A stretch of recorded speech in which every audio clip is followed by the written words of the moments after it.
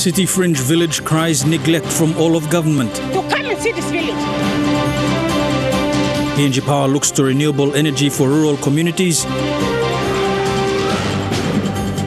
And UPNG fees to remain the same despite reduction announcement.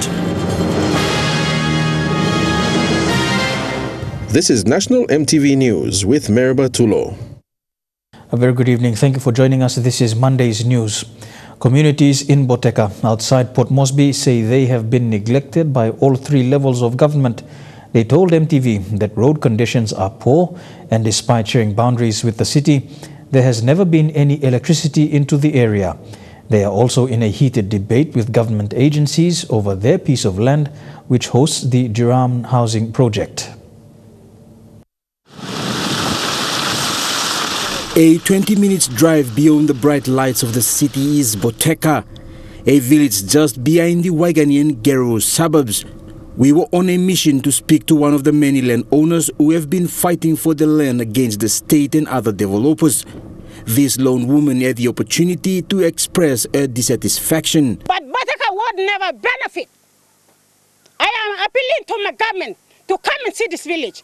Boteka, Madaguba and Sabusa, we are not benefiting. Our road is still like this. We are still in darkness. Through a legal representation, the Dabunari Boteka Land Group has been recognized by the Department of Lands through the Land Fraud Investigation Team as landowners of Portion 528 and 1489. The two portions host a government housing project and an oil palm plantation. For the Duran farm we are fighting for, that land belongs to us. So now we are speaking for our rights now. We acknowledge our landowner too. For the sake he was struggling with us, we help him a little bit of money that we have in our pockets to help our landowner. No electricity, no proper roads and water system. The Boteka people live a simple life, earning what they can gather in a day. Even the oil palm company, which is owned by a known housing real estate giant, is not living up to its social responsibility. Naga group la light cam la house la place na mi plan naga group la church naga group la wanemia wala na light cam la place la mi playa mi place a sapa la place tu ya stop la dark na mi place sampla got solar sampla no got solar. The only elementary school is also struggling as support from the education department and different levels of government has been inconsistent. Jagla Pave Jr. National EMTV News. A recent report compiled and released by the Boge District Administration has recommended the immediate evacuation of 5 affected villages on Manam Island following recent eruptions. The report was prepared by officers from the district. The report states that the affected people need to be moved to care centers on the mainland, while other villages to be assessed and relocated for temporary settlement. This is because of the continuous unpredicted eruptions on the island that may pose a risk to islanders. Based on this report, it is also recommended that sufficient food supplies is priority to assist the affected people. The most recent eruption has left their food gardens destroyed. Water sources, including their houses, were either destroyed or covered in thick ash and mud. With a fine scorer and also a bigger water. The report also suggested an evacuation plan to be put in place to assist those on the island when unexpected eruptions occur. The report also proposed the need to speed up the formation of the Manam Restoration Authority so affected islanders can be permanently resettled. More than 3,000 men, women and children were affected by the recent eruption on the 23rd of January and prior eruptions since August 25th of last year. Martha Lewis, National EMTV News. An agreement was signed today to pave way for PNG Power to convert to using renewable energy in various rural communities. The agreement between Climate Change and Development Authority, UNDP, and PNG Power will see the country's power provider begin with solar power generation on Samarai Island in the next few months. The MOU signed today is part of efforts spearheaded by the Climate Change Development Authority to promote more environmentally friendly power sources in PNG, at a time when renewable energy is seen as the favoured option for power generation now and into the future. These efforts also receiving support from development partners. And so just working with PNG Power, we believe is the best step forward, because you are the experts in this area. You lead the national grid, and so powering even just the communities who are either off-grid or within grid space, but using renewable sources is within your reach, and you can be able to be the ones who help us to achieve that. The UNDP in Papua New Guinea is also a signatory to this agreement, which aims to promote the use of renewables. In a country as geographically diverse as Papua New Guinea, access to energy, but more so clean energy, is being seen as the driver of positive development in communities throughout the country. There is incredible opportunity in Papua New Guinea, not just to further the access to energy around the country, but the opportunities that opens for improving people's lives every day, whether it be for access to reliable energy, for health and medical reasons, for schooling reasons, to support infrastructure. Certainly CCDA have demonstrated incredible leadership, and we're very proud to work with them and under their leadership.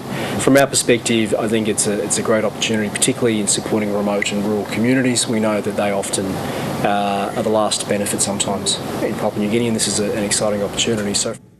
As the state's electricity generation and distribution entity, PNG Power's acting managing director, Caroline Blacklock, says the push for renewable energy is not only environmentally friendly, but also more economically viable, given that the costs of utilizing renewables have gradually decreased in recent years.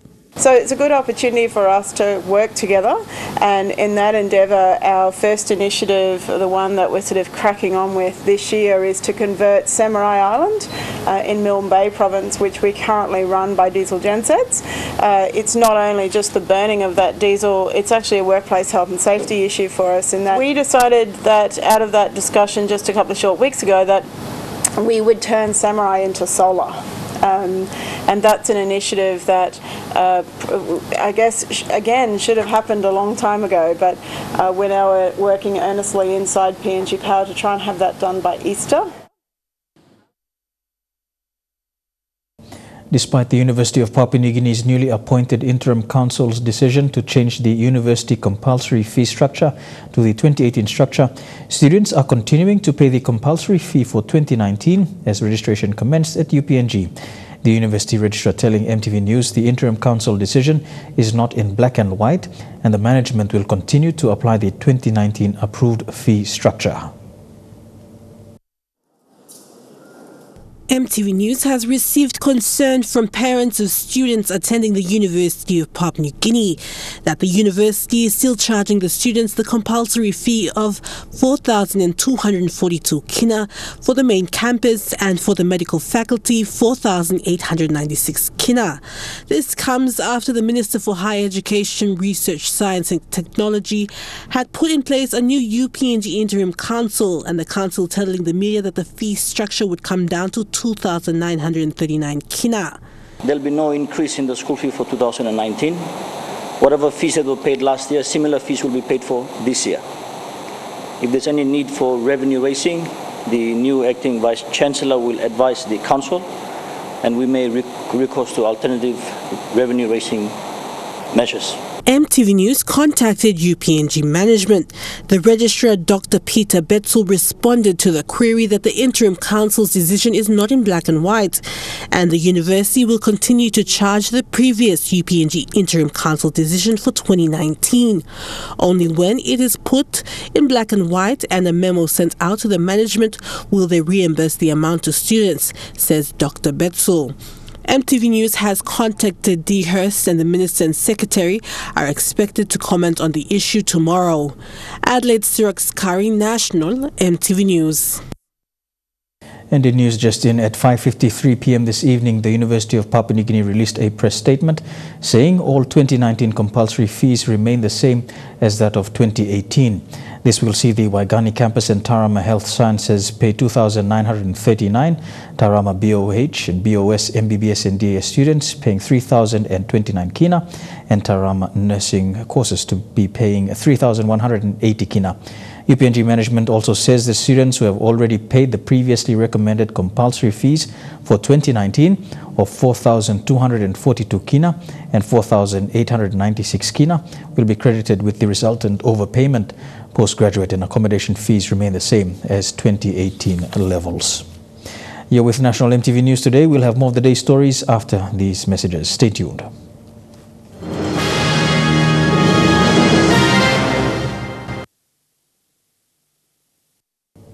Welcome back to National EMTV News. The Goroka District Administration has embarked on a project to address service delivery problems. Goroka MP Henry Ame said the project will allow for people in the district to have more input regarding the types of services they need to be delivered. The Memorandum of Understanding was signed on Friday between the District Administration and Oxfam International. Locals in Goroka rallied in the town's national park to witness the launching of the Goroka District Governance Project. Sing Sing groups lined up to welcome delegates from the district and provincial governments and Oxfam International. The governance project is aimed at improving service delivery in the Goroka district. Through the governance program, our district can now have the capacity to formulate ward and LLG plans beneficial to all sectors of society, including women and children. Goroka's District Administrator Benson Imara said service delivery in the district has been a problem because of the lack of ward, LLG and district plans. Through the governance project, the district will be partnering with Oxfam to identify and deliver projects and services through consultation with local communities. Because we'll be working alongside the District Development Authority, the Provincial Administration and the Honourable Members team to see how people from the communities engage and participate in the issues that matter to them most. And how can we bring people closer to engage and have a better plan to develop on services. Goroka MP Henry Ame said this partnership will give locals the chance to have their say in the types of services they need. We need to go back to the basics and go on a patrol at the village and council ward levels to create an accurate and in-depth database system. And the governance and social accountability project points us in that direction. A memorandum of understanding was signed between the district and Oxfam International to allow the project to be carried out over the next 2 years. Lucy Kopana, National EMTV News, Ley. The ECP province will be more focused on education and policing in its budget allocations for 2019. ECP Governor Alan Bird today made this announcement when presenting the provincial government's budget to Treasurer Charles Abel. The governor also announced major infrastructure developments for the province. A total of 238,900,000 kina budget was presented today by the East Sepik Governor Alan Bird. This year's budget highlights some of the major infrastructure development for the province. The governor said in this year's budget, the province will be more focused on education and policing. We've got serious issues in education. So we're going to be spending a lot of time and resources fixing up how we're delivering education in the province, infrastructure, funding for services, results, all of those sorts of things. According to the budget, 30,000 kina will be allocated to police every month to assist them address law and order in the province. We're helping them with vehicles. We're looking at MAPRIC for things like how do we fix their housing, Angoram, Ambunti, what do we do to improve support for the police so they can do the policing function without interference too much from us. The budget also highlights all issues of the government's medium-term development plan. The governor also announced some major infrastructure development for the province. He said this year's budget is more about development for the province. And of course, the budgets are aligned to the ECP Provincial Development Plan. which is where we've integrated things like STARS, MTDP 3, and of course DSP 2020-2030, in terms of some of the targeting. Deputy Prime Minister and Treasurer Charles Abel, when receiving the budget, congratulated the governor for their efforts in putting together the budget. The Treasurer also promised them government support to see major development taking place in the province. So to me, it's not about politics. It's not about opposition and government. I'm just trying to execute a budget, and I'm just trying to make sure that the country is seeing some meaningful progress on the ground. That's what government is all about at the end of the day. So, Rayon Lakingu, National EMTV News. Turning overseas now, a 50-year-old man is facing court after allegedly threatening to detonate a bomb at Brisbane's International Airport. Planes were grounded, which sparked dramatic scenes as witnesses fled. Behind the counter, workers get a glimpse of the danger. Jesus Christ, I'm out! I'm out! There's a bomb, I'm out! Get upstairs. He's got a bomb or something. I'm out. No, go through the back door. Staff inside a fast food store at the international terminal fear the worst. Open the door. Go, go, go, go. Passengers, families, staff run and move away. Just break the glass. It was kind of a death trap. There was people stuck in a little corridor, and I thought, if this is a mass casualty event or something, we need to get out of here. This is what they were fleeing, a man armed with a large knife. He allegedly threatened his ex-wife and a young child. Little girl screamed, and it was a blood-curdling scream. The suspect continued his rampage, directing his next threat at police. His behaviour elevated to such that they were quite concerned about him, and some beanbag rounds were discharged and they struck him in the torso. Once the airport was evacuated around 9 p.m, international flights were grounded and the air train halted. The suspect was taken to a nearby police station as officers searched for his car. Brisbane International reopened just after 11 p.m. Focus then shifted to the Gold Coast, where a second car park was locked down and the suspect's unit was searched. Back at the airport, police found rope, garden cutters, nail spikes and vials, and what they initially feared was a bomb. It was in fact a safe, a voltmeter and a gas mask. The extraordinary lengths that a person has gone to create a perception of risk, threat and fear. But not terror, which was quickly ruled out. At the height of the incident, at least 6 international flights experienced cancellations or delays. But by the morning, the backlog was cleared and passengers and this terminal certainly returned to normal. Still, passengers feared the worst. I just grabbed my kids and then just run out of the door. I wasn't thinking of anything, except them. The man is now facing a string of serious charges, including planning to blow up an airport, stalking and assaulting a policeman. You're watching National EMTV News. We go for another break. When we come back, continue with stories making headlines overseas.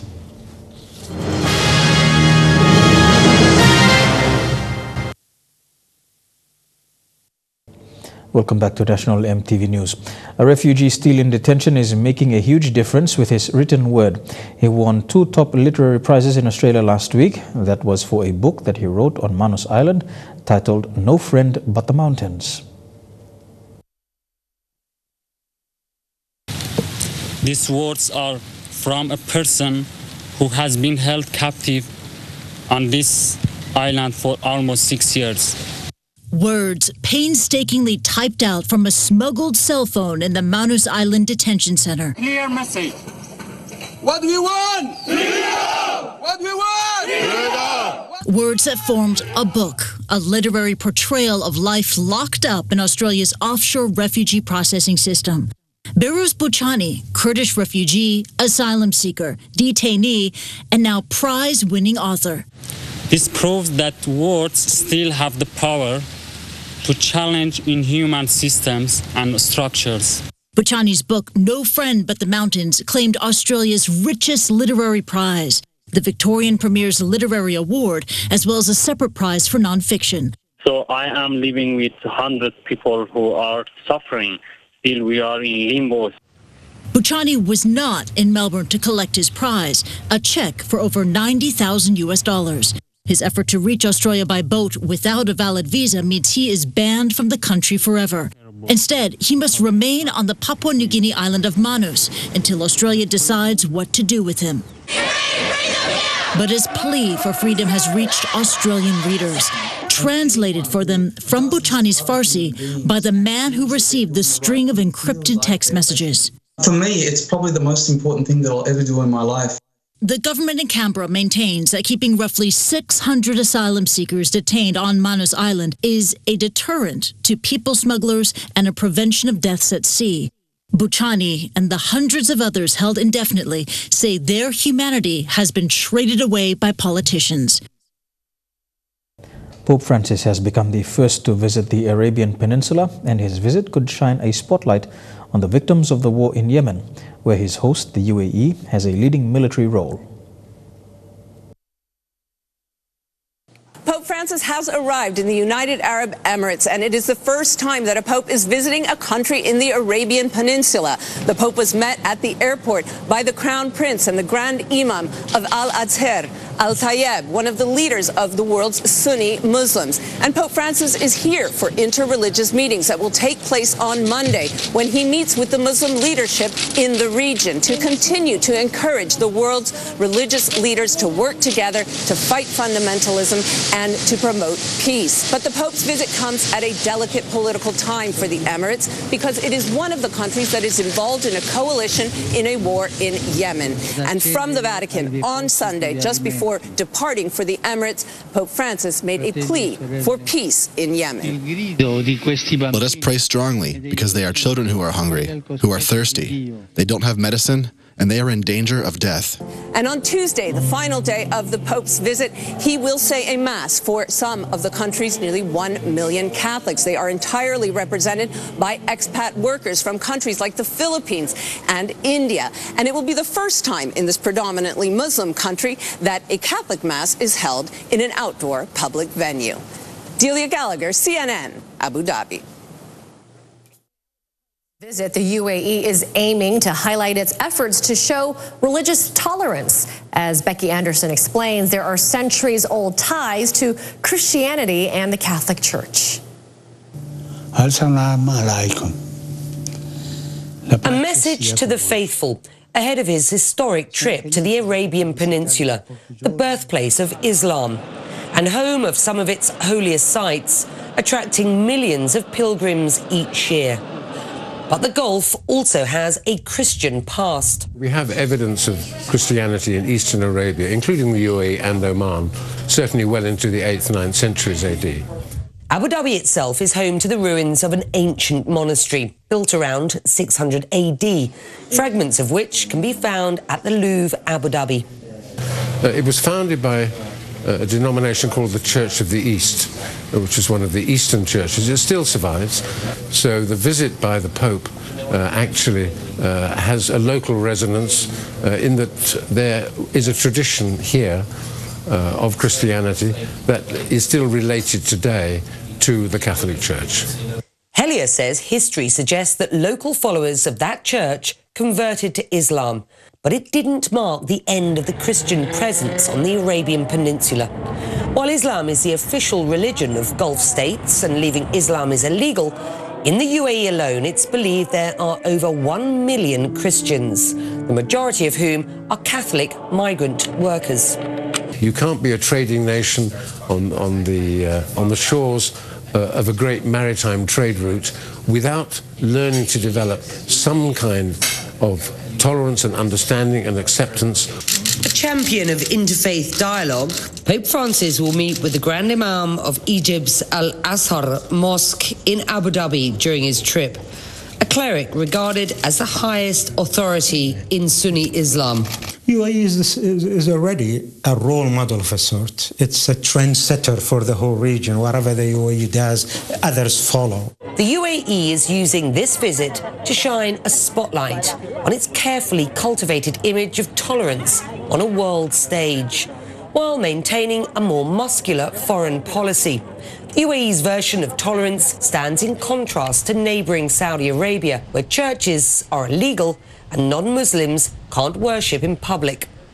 And tolerance these days are in short supply, not only in this very troubled region, but all over the world. There's short supply in Europe, in America, wherever you go. So the UAE wants to be a leading global force for tolerance. And I think that's the kind of legacy that we're hoping that the Pope's visit will leave us. To something a bit different now, New Zealand animators have been in the thick of Super Bowl hype after being chosen to make an ad for a major US car company. It was a risky job, as the Kiwi company would only get paid if the Los Angeles Rams made it to the playoffs. A rampage of Rams heading to the Super Bowl in Atlanta. A commercial made for Dodge Ram trucks that would only see the light of day if the Los Angeles Rams football team was winning. There was a lot of crowded around TVs and small screens, as you'll see behind me. Some people here are not big sports fans, suddenly bought in.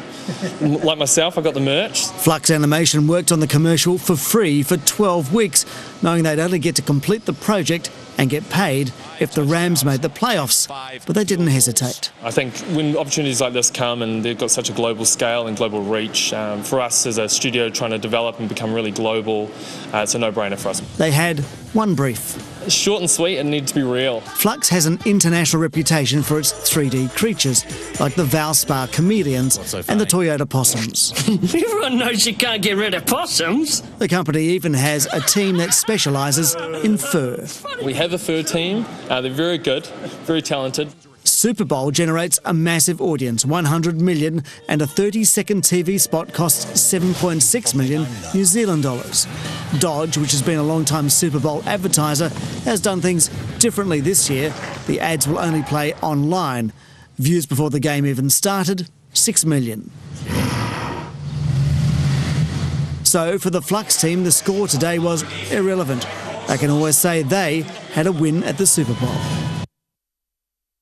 And Super Bowl fever has been gripping Atlanta, but the fight for US football supremacy is only part of the story.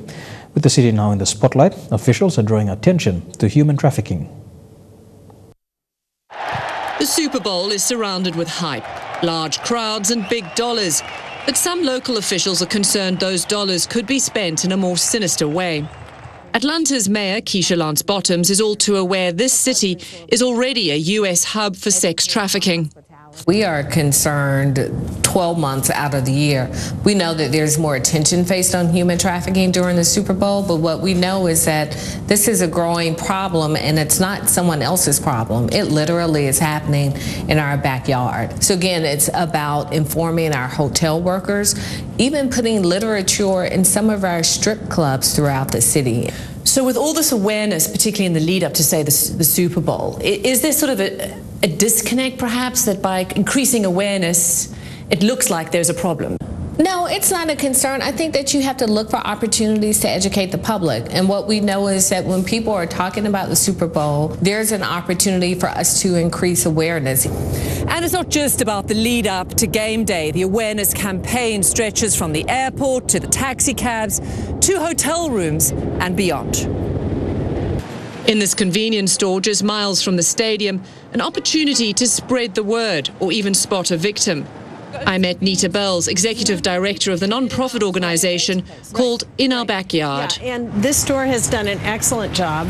They've got the freedom sticker and the information about human trafficking right here on the front door. She has travelled to 10 Super Bowls with her organisation. Yes. The Super Bowl does not increase trafficking. Sex buyers increase trafficking. She fights human trafficking by partnering with stores like this one. Traffickers bring their victims to convenience stores every day. The volunteers know that, so they put the human trafficking hotline number inside bathroom stalls for those rare moments when a trafficking victim is alone. We have documented cases of people that have actually found freedom as a result of the freedom stickers. Haley Bauer represents this chain of petrol stations and convenience stores, where they train employees how to spot potential victims and traffickers. They're probably coming in to buy drinks, snacks, anything that they need for their hotels. So, yeah, we think they will be coming in, and hopefully we can put a stop to it. You got your eyes open? Their eyes open, ears open. We're ready. There are other eyes and ears that you will never see out in the open.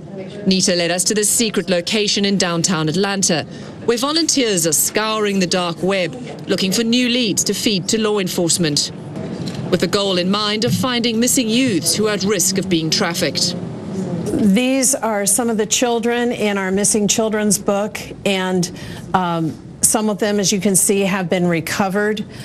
Here we met Cheryl Chicky, a volunteer with a personal connection to trafficking. I was exploited as a youth around the age of 10. I was pretty much pinned in the midst of a neighborhood young child trafficking abuse ring. Overcome with emotion, she revealed it took her years before she realized what was happening, but hopes her work can prevent others from the same trauma. I think the most rewarding experience, and I've been around 4 years now, is actually this Super Bowl, meeting up with convenience store workers and hearing them say they've seen some of these kids in the booklets. A glimmer of hope in the fight to save lives, as officials and activists use events like the Super Bowl to highlight a year-round problem. You're watching Monday's News. We take a look at some sporting action in Trukai Sports after these messages. Don't go away.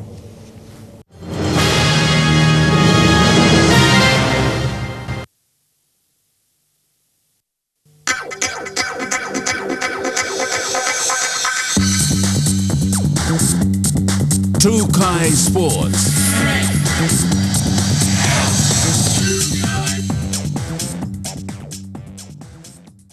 Welcome to Trukai Sports. We begin with football, and in the Southern Conference of the NSL, Hekari United registered their second win in Round 2 of the National Soccer League competition.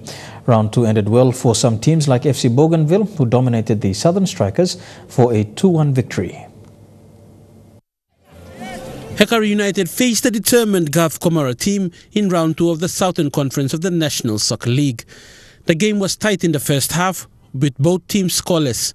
The second half showed the class of Hekari. Just 5 minutes in, a loft kick from outside the 18-yard box, helped to the back of the net by Nathan James, diving headfirst onto the ball.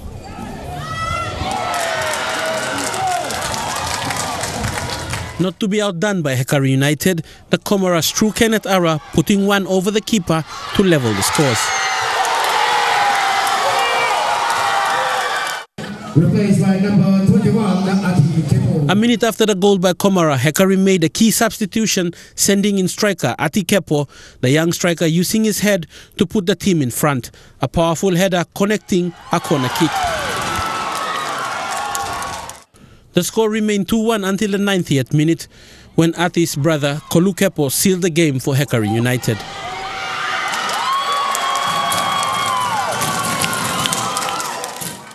In other matches, Port Moresby United scored the only goal in the match against Star Mountain, defeating them 1-0.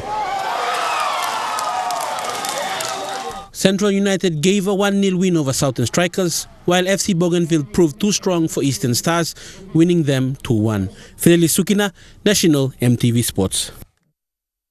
And the Northern Conference of the NSL proved to be entertaining, with the highest points in the NSL on Saturday coming from the Northern Conference, with Morobe Wowens and Toti FC preparing for the Oceania Club Challenge. Only 3 matches were played on Saturday by the 6 remaining teams. The Northern Conference of the National Soccer League saw a good turnout from the crowd, with an entertaining match that saw a dominant Morobe United post the highest score on the day. Morobe United scored the most points in the conference on Saturday, beating Meden's Leeuwarden 6-0. Leeuwarden were outplayed and outclassed by Morobe United at the Sir Ignatius Kilage Stadium in Lae. The match was slow but picked up pace as Morobe United took control of the match in the second half and piled on the points. The main game saw Lahi United collect the 3 points, posting 2 unanswered goals over Besta United. Besta United had some good opportunities to score but could not go past the Lahi defense, which proved to be strong. In the other match in the conference, Makam defeated Tuspap Stallions 2-1. Fidelis Sukina, National EMTV Sports. The Rugby League and the Port Moresby Rugby Football League, under the chairmanship of Dr. James Naipau, has deferred the 2019 AGM due to a low number of clubs registering for this season. According to the criteria, only 4 of the 13 affiliated clubs have come forward to register with a fee of 1,000 kina each. The AGM will now take place on the 16th of this month. The continuous deferral of the Port Moresby Rugby Football League competition that affected the annual general meeting of the board, which was set for October 2018, is now set to take place on the 16th of February 2019. Port Moresby Rugby League was scheduled for its election AGM in 2017, but because of the continuous deferral of the competition, where the finals went late, it was not held and deferred to early 2018. And again, because of lack of quorum, there was 3 deferrals. We met on the 26th of January at our office at the White House, and we put up notice of meeting together with the order of the meeting. And because it was an election AGM, the first thing was for clubs to qualify. And we tried to stay within the spirit of the Port Moresby Rugby League Constitution to guide this very special meeting, the big meeting, because related to election of the new board. Mino says according to the Constitution, all affiliated clubs are to register with a fee of 1,000 kina before any active participation by club presidents in the AGM and the competition. He says during the last gathering of the clubs, all club presidents went through the order of meeting in terms of club verification and qualifications based on the Constitution. So far, only 4 teams have registered and met all requirements, providing their financial reports, affiliation fee receipts, report of the mandate and operations. The Constitution says the financial year for affiliation starts on the 1st of November and ends on the 31st of October. So going by that reason, the clubs had to renew their affiliation before they were qualified to attend the AGM and of course take part in the election if it came to that. The attendance on head count, all the clubs were there except for Hawks. All the clubs were there. All the 13 clubs were there. So they picked up the order of the meeting team. The qualification is there, spelled out very, very clearly. And with the 14 days adjournment, that should be enough time for them to meet that. He says with the pre-season set to start soon, teams yet to register have been given a 14-day period to get their teams registered before the selection AGM takes place on the 16th of February 2019. What I want to do in the spirit of rugby league and in protecting the interest of our players, the games must proceed, meaning that this AGM must proceed. I want the presidents to see it like that. So once we clear the business of 2018 season, then of course we will put down knowing that the current board is terms expired, then we can go to the election. If they tend to retain them, that is fine. If they have a new board, that is also fine. As long as it's done in the interest of Port Moresby Rugby League and in the interest of the players. Godwin Eki, National EMTV Sports. Don't go anywhere. Trukai Sports will continue with more after these messages.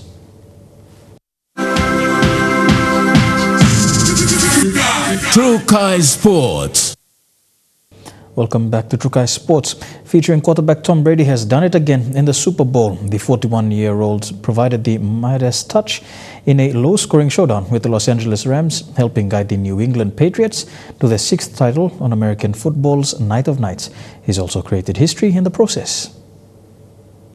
The ageless Tom Brady once again the centre of attention, claiming a record 6th NFL championship ring for the Patriots. And I think we might have a parade on Tuesday or something like that. Parade's nothing new for New England, but this one was unique. A Super Bowl compass clash, if you like. Southern City hosting teams from the Northeast. And here come the Pats. And West. The Rams wearing those throwback uniforms. Gladys Knight starting the night with the anthem. While New England's brightest star was off tune early. Tom Brady picked off on the first series. A Patriots field goal, the only points of the first half, as Maroon 5 did their best to light up Atlanta during the break. Just shoot for the stars. When the teams returned, Brady made his mark, finding holes in the Rams' defence. MVP Julian Edelman running riot. The Rams relying on the boot of Greg Zuerlein to get on the scoreboard. And Brady's arm proved the difference. The 41-year-old driving his team downfield. Gronkowski in stride. 3 yards out, Sony Michel crossed the stripe. Touchdown, Patriots. 13-3, the lowest scoring Super Bowl ever, but title number 6 for the Patriots, Brady and Coach Bill Belichick. It's sweet, it's sweet. And that's a wrap for True Kai Sports this evening. Up next, we'll have the weather details for tonight and tomorrow. Stay tuned. True Kai Sports.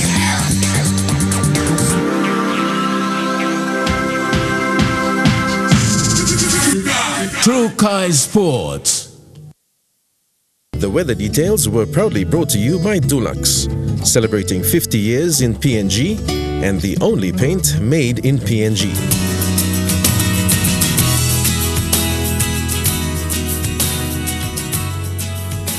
A look at the weather forecast for the next 24 hours, and in the southern region, mostly fine all throughout the region. A top of 31 in Port Moresby and Kerma, 29 degrees in Daru and Popondetta. To the Momasa region, mostly fine in Ley and Wau, a shower or two expected in Madang, showers expected in Wewak and Vanimo with a top temperature of 30 degrees. To the New Guinea Islands region, showers expected in Kimbe, thundery showers and a top of 31 degrees for Buka, Kokopo, Rabaul, Kavieng and Lorengau.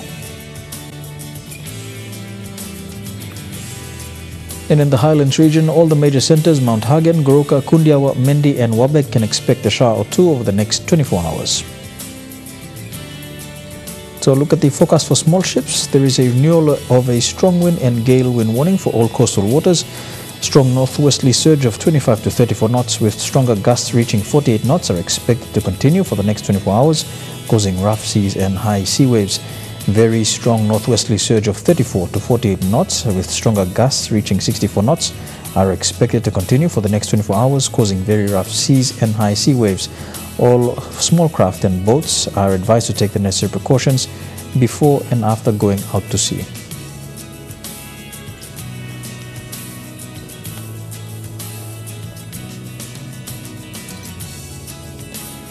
To a look at the forecast for small ships for the next 24 hours, waters of southern PNG Indonesian border through Torres Strait and the route to Kiwai Island, to Kerma, Yule Island, to Hood Point, to Samurai Island, and waters of Finchafen through Vitis and Dampier Straits to Siasi Island to Long Island, seas 3 to 3.5 meters. Waters of eastern and western Milne Bay Islands and waters of Long Island to Madang, waters of Wewak to Aitape, Vanimo, and the northern PNG Indonesian border, and waters of New Britain and Bougainville, seas 2 to 3 meters. Waters of Samurai Island to Cape Vogel to Finchafen, seas 1.5 to 2.5 meters. And waters of Manus and its western group of islands to New Island, seas 1.5 to 2 meters.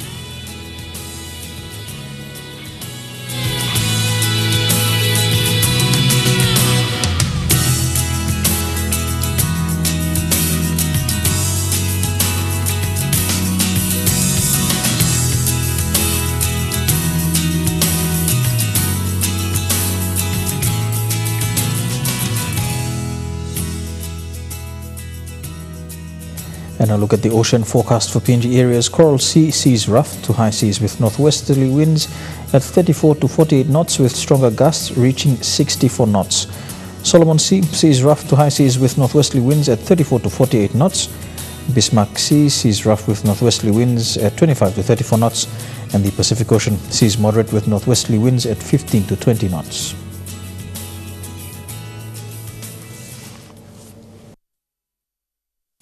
The weather details were proudly brought to you by Dulux, celebrating 50 years in PNG and the only paint made in PNG. And that's a news, sport and weather for today, Monday, the 4th of February 2019. On behalf of the entire EMTV News team right across the country, pleasant viewing. Good night.